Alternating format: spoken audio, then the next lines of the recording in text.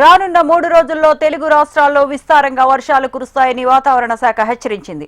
ఈ నెల 26వ తేదీ నాటికే రాయలసీమలోకి నైరుతి రుతుపవనాలు ప్రవేశించే అవకాశం ఉందని, అది 27 నాటికే బంగాళాఖాతంలో అల్పపీడనంగా ఏర్పడి తరువాత రోజుకు వాయుగుండంగా బలపడే అవకాశం ఉందని వాతావరణ శాఖ అధికారులు తెలియజేశారు. నైరుతి రుతుపవనాల ప్రభావంతో 2 తెలుగు రాష్ట్రాల్లో విస్తారంగా వర్షాలు కురుస్తాయని వెల్లడించారు.